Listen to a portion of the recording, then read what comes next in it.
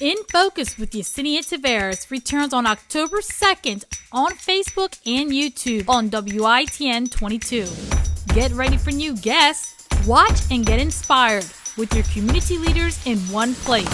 Connect with people with award-winning host Yesenia Taveras and special guest Ankur Arya. Get the new information. While guests share their journeys with award-winning host Yesenia Taveras and special guest Ankur Arya. We're focusing on the community, so mark your calendars to watch true stories and get new ideas online. On In Focus with Yesenia Taveras. Hello, welcome to In Focus. I'm your host, Yesenia Taveras. Joining us today is Ankur Arya, the founder of Leading Youth Through Empowerment, a nonprofit organization that is providing opportunity and access to low-income African-American and Latino middle school students to top-performing Delaware high school programs, then colleges. He joins us now to discuss his journey and how the organization got founded.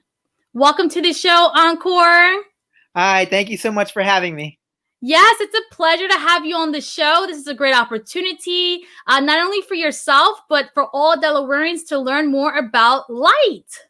Yeah, I'm very excited to spread the message about LYTE and the work that we're doing, but mostly highlight the fantastic work being done by our students. Most definitely. Before we get into all the details around LYTE, talk to us a little bit about your journey, where you were born and raised. Yeah, absolutely. I was born in Downingtown, Pennsylvania, but at a very young age moved to Millbourne / Upper Darby area, which is I grew up one block outside of West Philadelphia. And that was definitely a meaningful experience for me. My parents had immigrated from India years before, but at that time they were really starting to develop and find their stride in this country. And I had two very, very hardworking parents that were just trying to provide every opportunity they could for both me and my sister. I did at that time start attending Title I low-income schools, both for elementary and middle school. And that was a unique experience for me.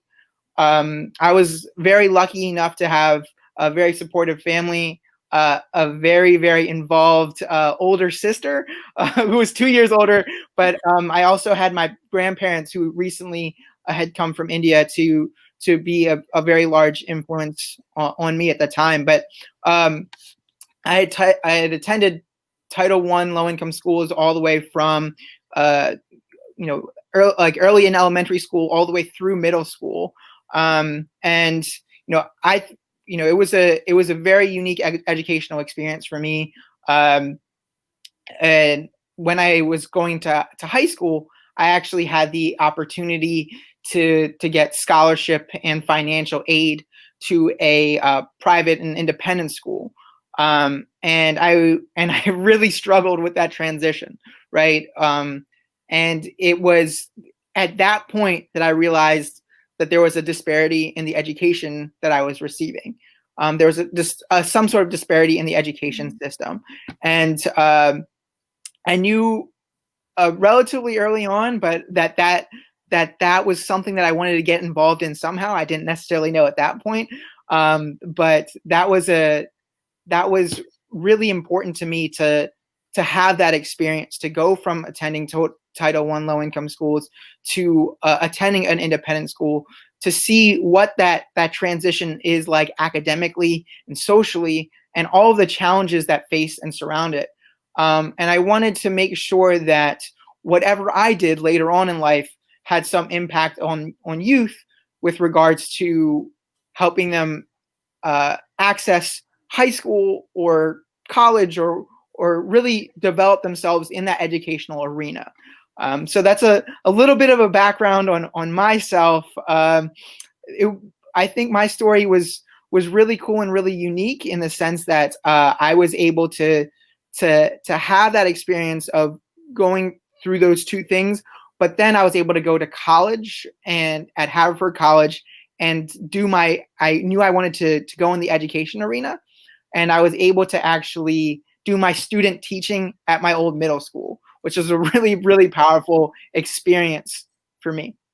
And what I'm hearing too, Ankur, is that while attending a Title I school, you experienced some inequities and opportunities in the achievement gap there.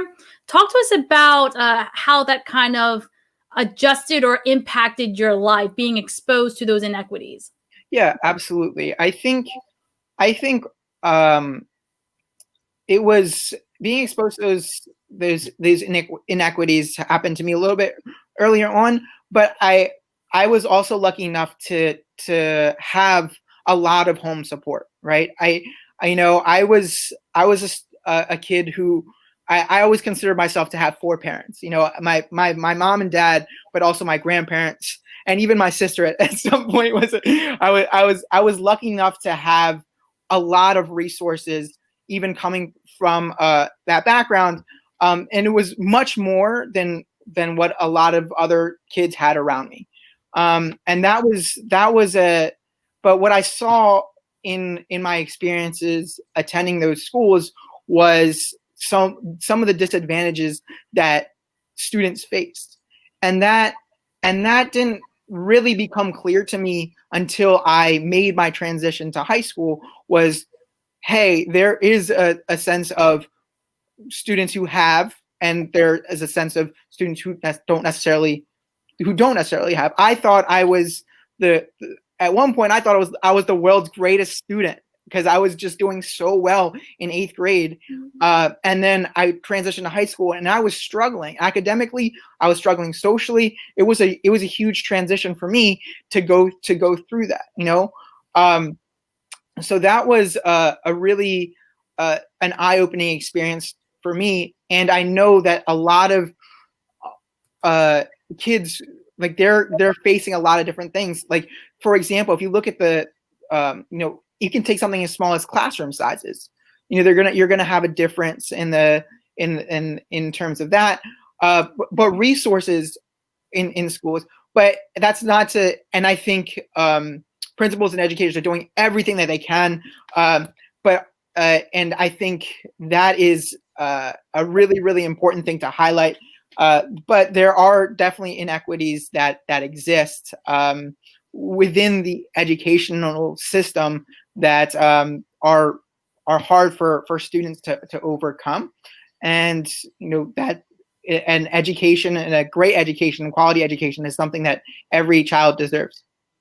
Yes, and Ankur, what I appreciate is the fact that you're touching on all the things that are different within each person, as opposed to just a culture issue and things of that nature. That's just an extra layer. But this is affecting 30% of the students who are attending Delaware public schools who are coming from low-income family households. For those who are unaware of what a Title I school is, what does that mean? So Title I schools are schools where at least, I believe the percentage is at least 40% of the school's population is made up of low-income families. And that can have an impact. And I think a lot of schools are doing a phenomenal job of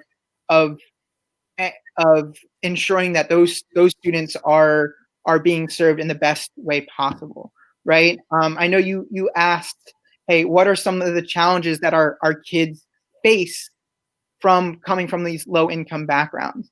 And I think that there are such a wide variety that they do face, right? One of the big things that we see are the responsibilities that our kids face a lot. If they're an older sibling, a lot of times they're taking care of a younger one.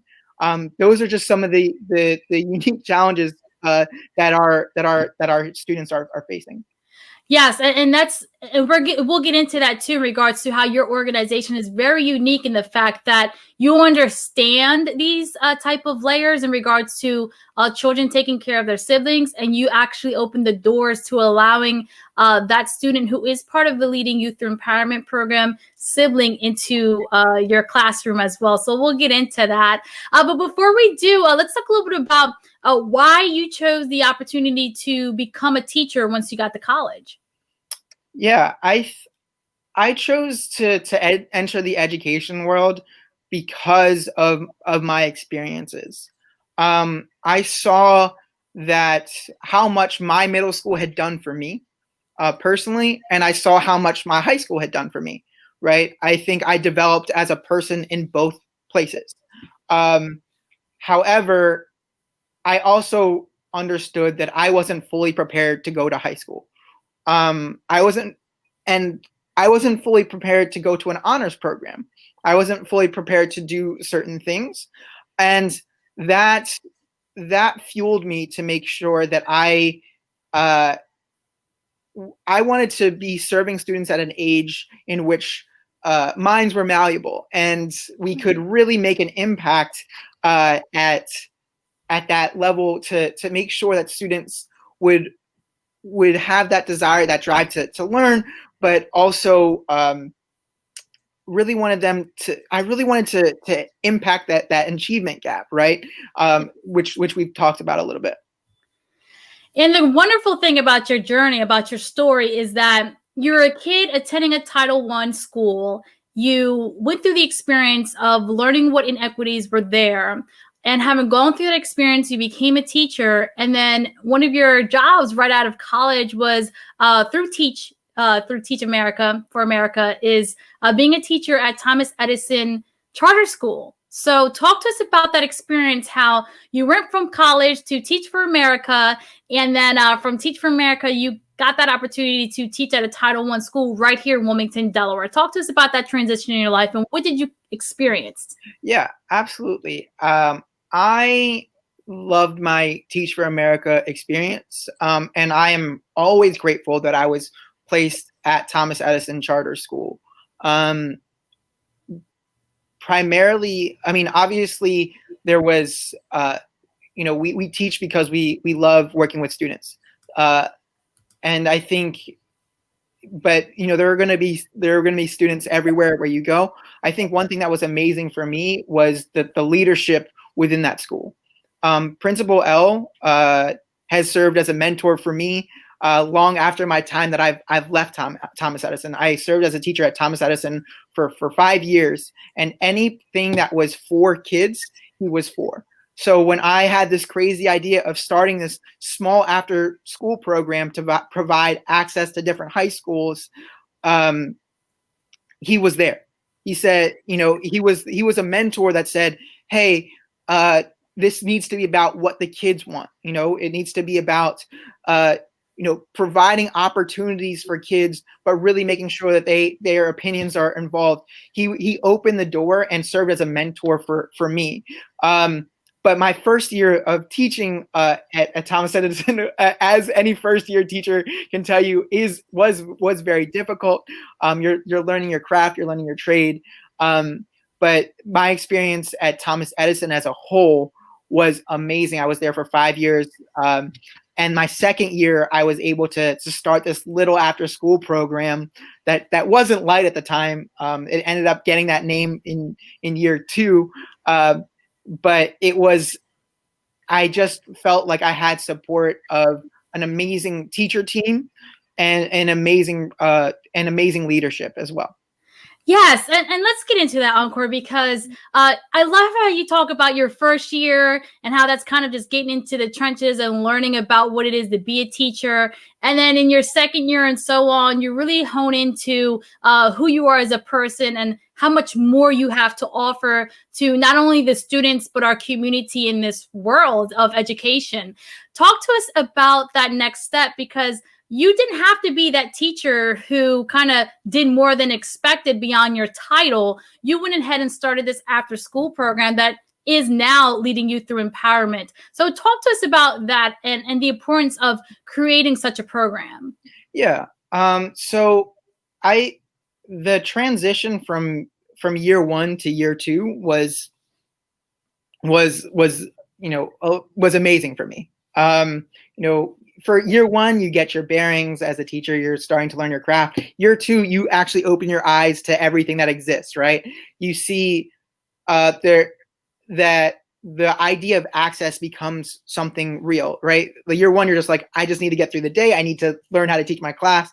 But year two, I was able to look a little bit beyond my classroom and see, hey, I want to make sure that no matter where our students are coming from, they have an opportunity to really see school choice in its fullest, right?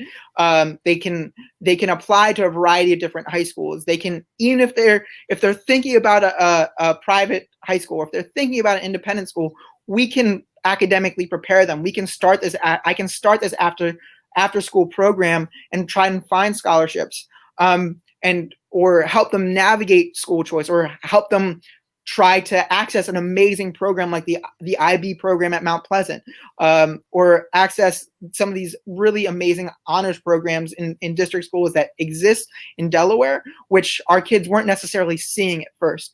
So it was definitely an amazing experience for me to go from year one to year two, because it was that transition of developing as a person and as a teacher myself. And it's so amazing as a teacher that you share that, because you're providing this type of exposure to students who normally won't be exposed to that because of that gap that we were talking about in the educational system. I myself went through the honors programs and advanced placement programs in middle school and high school, but that was because of the support, as you mentioned, that you had from your grandparents and your parents. I had the same support from my parents, and my mother was extremely involved in the educational system and making sure that all of her children had access. And here you are stepping into that role, not only as a mentor, as a teacher, but kind of being there for parents who just don't know where to go. And you've done the research. You know about the placement test and the scholarships and things of that nature that's out there for these students. And right away, you partner with the parents and the families, and you kind of hold their hands and you let them know that there's this world out there that they're just as capable and equipped and qualified and prepared for. And that's just an amazing opportunity. So talk to us about the birth of Leading Youth Through Empowerment and how this is changing lives for low-income African-American and Latino students here in Delaware. Yeah. So if I had to boil Leading Youth Through Empowerment down to a single word, that word would be access. We want to make sure that students are able to we change the academic trajectory of like these underrepresented populations and underrepresented youth by really impacting that academic rigor early on, and making sure that they're able to access any high school that they want, and eventually, help them with that college process as well. We're a 5-year program. We stay with them 8th, 9th, 10th, 11th, and 12th. But it's not about taking away options. It's not like I want to make it clear, we're not saying, hey, don't go to your district school. Or we think there are some amazing programs within every single district, and every school. Almost every school that's out there has an amazing program. We just want to make sure that they're accessing the right ones as they go, and also expanding the options that they have. Right, when you are coming from a certain a background, you might only see the schools right in your neighborhood, not knowing that there are other schools that are a little bit further away, or that you might not have seen or might not have been exposed to. That, and with that, what we do is really make sure that students get a complete picture of the high school application process. But more importantly, what we try to do is make sure students are ready to enter high school. So no matter what program that they go to, that they're ready to go in, right? Because one of the things that colleges are looking for, or the next step in students' lives they're looking for, is what is the rigor of the courses that you take in. So that's one thing that we take very, very seriously, is that access piece.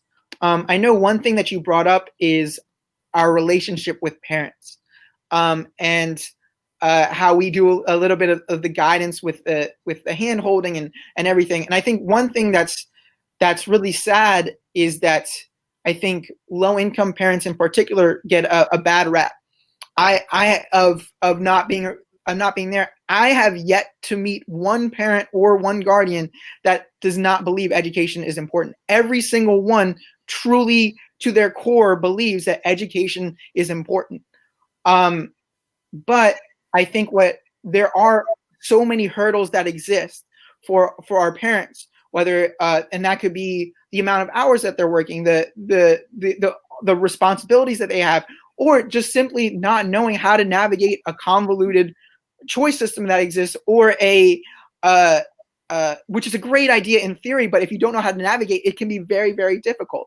So I think providing opportunities for parents and guardians and providing that quote unquote handholding is very important, because we have very, very engaged parents and very, very engaged guardians, or as I like to call them, the students' adults, right? We have engagement, and like I said, I've yet to ever meet a parent, guardian, or student's adult that is not putting an extreme value on that. It's just how to navigate it. So we want to help students avoid any pitfall that they're going to face, and that really is what LYTE is, right? It's about that access and avoiding all those pitfalls along the way. And you've been receiving some great feedback from the parents who you are supporting in regards to the differences between school choice and having the opportunity to attend a school that is the choice of the student as opposed to the district that they live in. Some of the students are saying that they never even heard of Wilmington Charter School until they came into your program and got exposed to that opportunity. Talk to us about the feedback you're getting from the students and the parents once they've been exposed to all of this. Yeah. I think students and parents have a lot of opportunities that exist when we expose them to a variety of different high school options. But at the end of the day, it's very much the student and parents' decision on where they want to apply. And we get a lot of positive feedback, and it might not, and some of it is around, hey, you expose them to these really great high school options. But I think a larger portion of the feedback is surrounding the opportunity that it's given students. It's not only about educational equity, but it's also about social capital, right? It's making sure that students are meeting the right people. They're seeing the right things, as well as giving them guidance and being present in their lives from an early age in middle school all the way until they graduate high school, right? That is the important piece for us, is making sure that we're there. And I think our parents deeply appreciate that if they have a question about a high school, or if they have a question, hey, what is the best program at this district high school? Or what is the best program that's at this school? How can I access this? We are always there. Or they might not even be at that point in their questioning. We might help them completely develop their list for high school, but also help them develop the list for college, and finding colleges that are affordable for students and colleges that are affordable for families, because that is the ultimate goal, right? Is to create successful adults. So I think our parents and guardians have been extremely grateful, but I also want to say that LYTE is extremely grateful, right? I think it takes a lot, and as a new parent, it takes a lot for any parent or guardian to put the trust in another organization or another group. That it's an extreme amount of trust to say, hey, help my child with this process of getting into high school, of getting into college. I trust you enough to be the caretaker for my child for this amount of time. And I think as a nonprofit, or as educators, or anyone that's involved in the lives of children, we have to make sure that we are taking on that responsibility and taking that responsibility extremely seriously. So what we really want to do is make our parents proud, make our kids proud, and be as grateful as we can for allowing them to entrust us with their kids and their educational future. Yes. And let's get right into that, how the parents are entrusting you with their children in these different grades. So talk to us about how you work with the middle school students. At what grade level do you work with them? And then how you help to transition them into the high school of their choice. Yeah.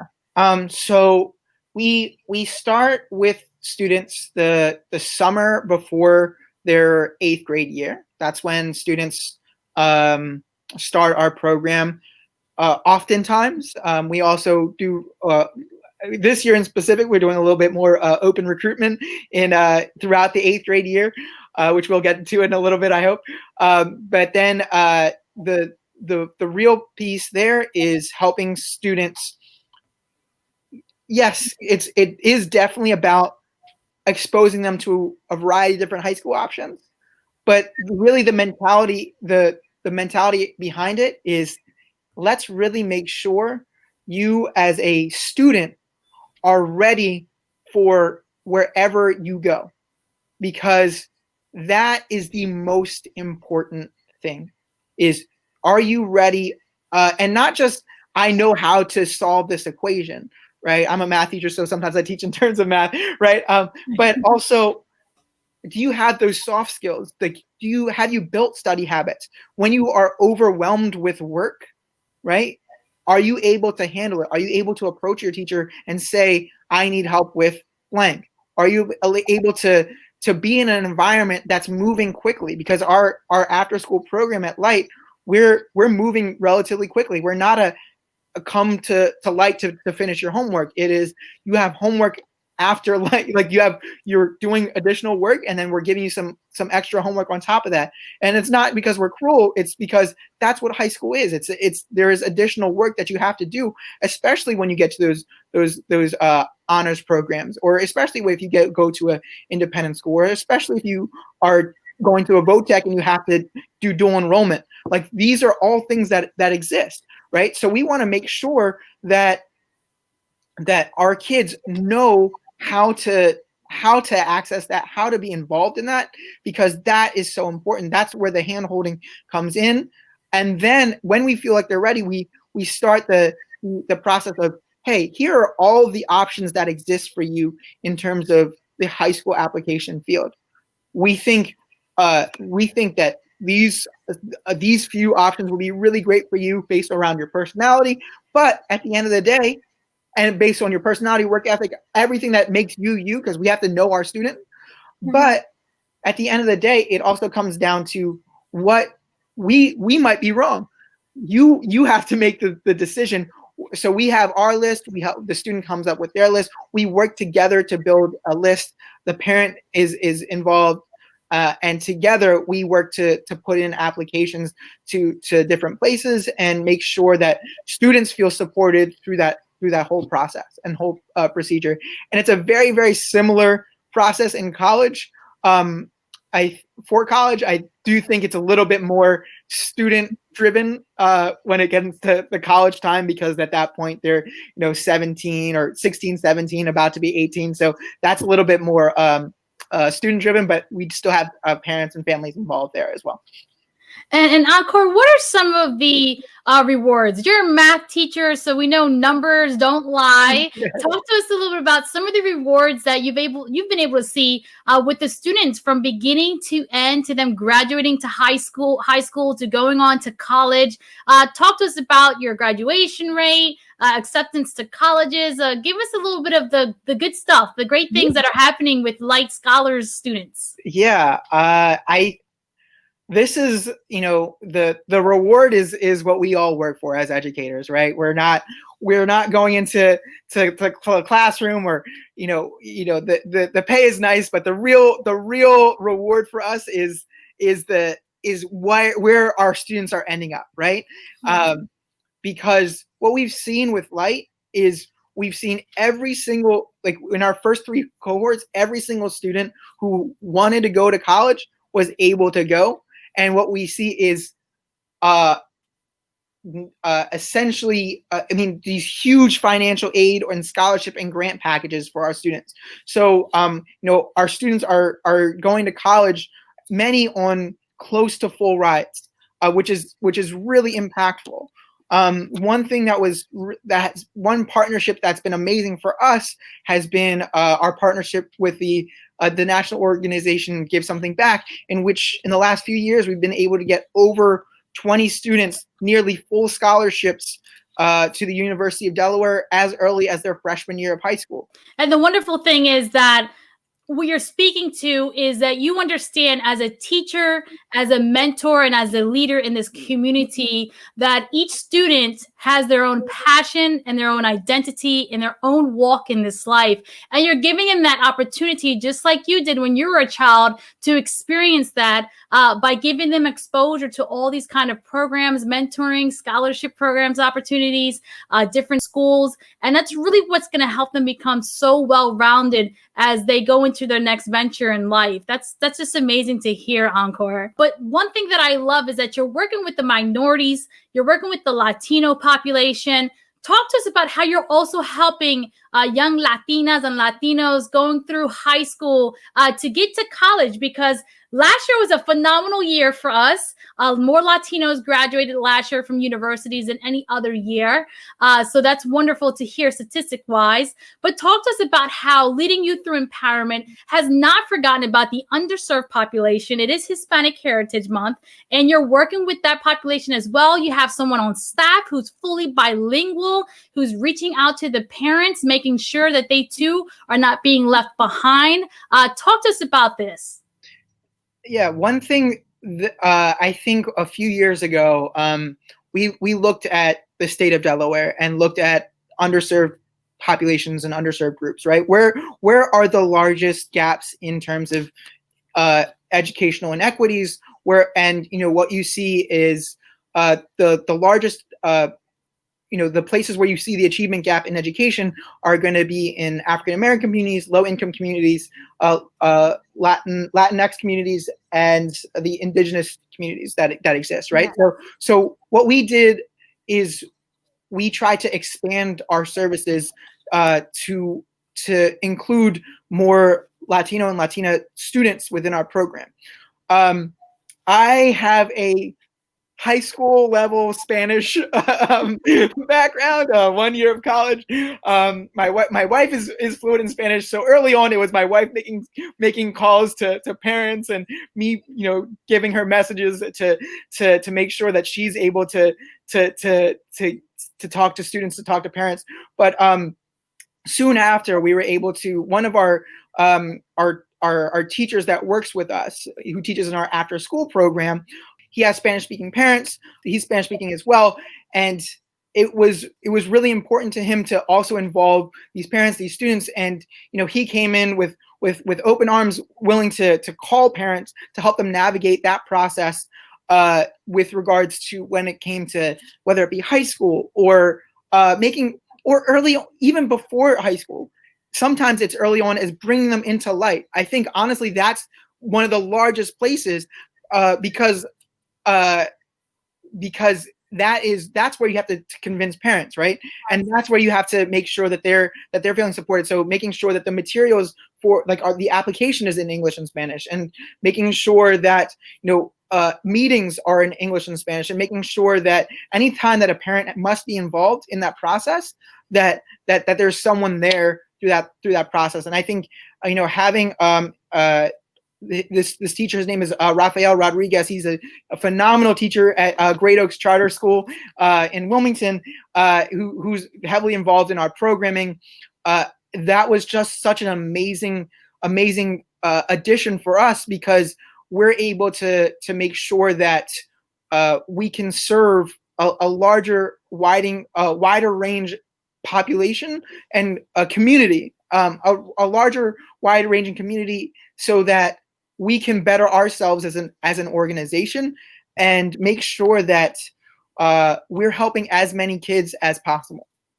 And the wonderful thing is you spoke to making sure that the kids are well-rounded and they know more about being a student is not just having great grades and having the classwork and homework done. It's about being exposed to worldly experiences. And one thing that your organization is doing is you've taken the students to the Delaware Legislative Hall, which is our Capitol building here in Delaware, and you've exposed them to the politics of Delaware. Talk to us about why it's so important for you to give these students this type of exposure in our community to leaders who make change in our community.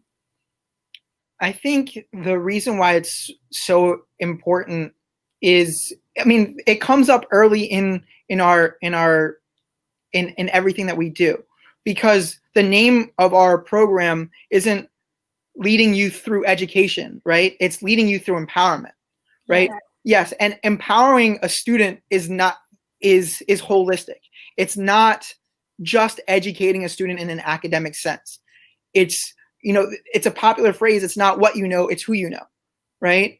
And that's how you enact change, right? So what we've been able to do is make sure that our students see and meet people who might come from the same community and who have made dramatic and influential change. Senator Darius Brown was checking in on LYTE students and was at Thomas Edison before LYTE was even in existence. I had met with him pre having a nonprofit name, and he really encouraged me to go for it, and he was there to guide me along the way. And I actually texted him, I think the day before going to the Capitol building, and said, "Hey, do you mind if I bring some students to come see you?" And he said, "Absolutely." And not only did he make some time for us, he made sure that other people made time for us, which was, I think, such an important thing. For our students to see, they got to do the pledge at the Capitol building. Those little things, those little experiences, some students went there 2 years ago and they still talk about that experience. And because that is really influential, because they felt that they had an impact. One other place that we're building what we call that, or actually there's a few places that we really feel like we're building social capital, is our partnership with the Department of State in the Future Leaders Initiative, internship initiative, the FLY program. That was a program started by Christopher Knight, our Deputy Secretary of State, and he partnered with LYTE to create this amazing program for students to intern with the Department of State over the summer. In this summer, due to COVID, it was a speaker series, right? So they were able to hear from a variety of different people, including him, the governor, people from the private sector as well, from leaders in M&T Bank and a variety of other places, and students were able to learn about a variety of different pathways, different careers. And we had 20 LYTE students participate in that program. And I cannot tell you how meaningful that was to our kids, because those students go to a variety of different high schools. Some go to VOTEC, some go to district schools, some go to private schools, some goes to charter schools. They came from a variety of different places. But no matter where you go to high school, if it's also about who you're meeting, right? A lot of students who are coming from more affluent backgrounds, their summers, their parent or guardian or someone they know might have a connection to someone else to have an internship that just exists, and that looks great for college. But through the FLY internship, we were able to make sure students had that exposure, had that opportunity. And because many of those students were coming from low income backgrounds, it was a paid internship for them. And that was really, really amazing for them, because they were able to meet so many people, build those connections, build an amazing network, but also learn so much from people, from people who wanted to make sure that these students were succeeding. So we're really excited about that partnership and program. and we're hoping that it's a long-term program for coming years, and that's been an amazing experience. Another amazing place that I think we're trying to build that exposure to a lot of different people and careers is LYTE is developing and launching a mentorship program, which was what I think is unique about this particular mentorship program is that it was the idea of the students just over a year ago. Not this last summer, but the summer before, our students who were going into 9th grade approached us, talked about a mentorship program and why does LYTE not have mentoring? And we want to, like, what if I want to be a doctor? What if I want to be a lawyer? There's no pathway. This is just academic, right? And we're trying to empower students. So what we said was, okay, come up with a proposal and pitch it to the community. Every year we have a community-based presentation over the summer. And they came up, they were split into, it was about, I think, 40 students, maybe a little bit more, split into 5 groups, and they each had a section of a proposal that they had to put together and pitch to the community for a mentorship program. Now, it wasn't an overnight thing. They spent a whole summer doing it, and taking the students' work and putting it into practice was not an overnight thing. And we also had to develop funding and everything that took place. But we'll actually be launching our mentorship programming this month, based around the project that they did around social capital, around making sure that they are learning about other careers and the pathway to those careers, and how to build those networks and build those internships and things of that nature. So the empowerment piece of LYTE is extremely important to us, and we want to make sure that students feel comfortable and confident when they're approaching someone like the governor, right? They to make sure that they know the questions to ask, how to bring their best selves to a job interview, right? That all of that is really, really important. And no matter how intelligent you are, if you don't necessarily build those soft skills, it can be detrimental. And so that's another thing that's really developing and becoming a part of our program. And these soft skills, these life skills, you simply just can't get in the classroom. And that is what you're providing through your nonprofit organization, which is amazing to hear. You touch on certain points such as representation matters. And that's really huge when it comes to a child coming into their own and in the educational system, trying to figure out what it is they want to do for the rest of their adult life. So that's amazing to hear. And right now we are in a series of just trying to figure out what we're going to do during this pandemic. Teachers across the world have been trying to adapt to virtual learning. Talk to us about how LYTE's programs have adapted to this pandemic with the coronavirus and are currently virtual as well. Yeah, it was LYTE definitely had to deal with the transition to a virtual learning environment, particularly at the middle school level.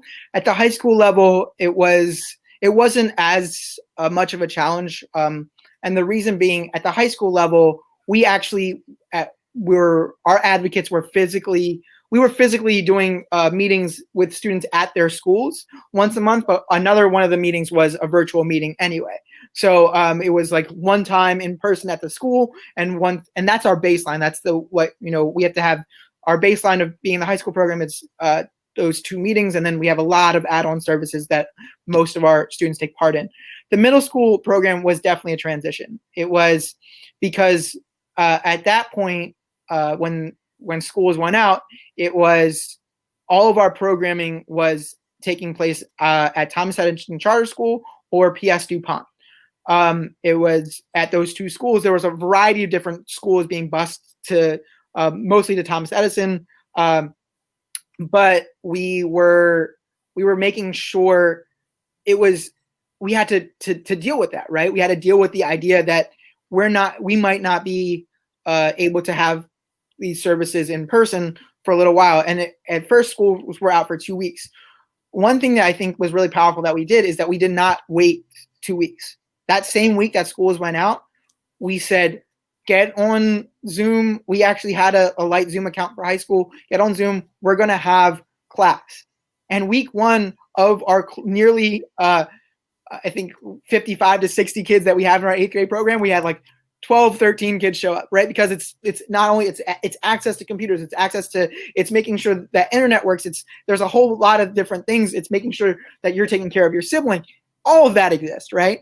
So that was week 1, but we knew that we have a relationship with our kids and we have a relationship with our families. So we're just going to keep on keeping on and making sure that we still have programming. I will say this about our teachers, our staff. We were calling kids constantly, not just to check in, not just to say, hey, make sure you're getting to class. It was a check-in. How are you? How are you doing?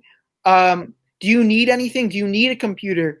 What do you need to enable you to come to class? But also, do you need anything in terms of resources? Like, do you guys need food at your home? Like, what do you need for you to be successful, and for you to be safe?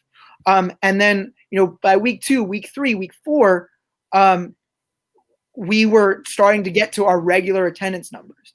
And that's not to say that there weren't challenges, there weren't hiccups. We had freezing computers, we had all of that, but we had the spring to make our mistakes so that we were able to have a very, very successful summer program. Some of the adjustments that we made was we made an adjustment to our curriculum to be it's actually kind of funny. We actually brought a more in-person curriculum to an online environment. What we said is we gave students guided notes and binders saying, hey, follow along with us. That way, so we dropped off and delivered. There was pickup times, but if students and families couldn't come, we went physically to their houses to give binders to parents, to students, to guardians, to make sure that they had all the materials that they needed for their curriculum. And with that, we also had, if their computers were freezing, or we also have online versions of the work, so that if they miss something, they're able to go back, fill in their work, and do the online portion as well, where a strong Wi-Fi connection might not be needed. So those were some adjustments that we had to make sure that our kids were successful in that transition from the in-person world to the virtual world. Ankur, that's so commendable, because you're speaking to all the different layers that makes a parent very anxious during this time. And just to hear that LYTE has gone that extra step, that extra mile to really help parents through this process of navigating the virtual educational world that we're all living in now is very commendable. And it speaks to empathy too. And lastly, before we leave, Ankur, talk to us about your recruitment process right now for those who are interested in joining the program, and where can they find more information? Absolutely. I would love to have more students be a part of our program. One thing that's been unique to the pandemic is that we've actually been able to expand our services.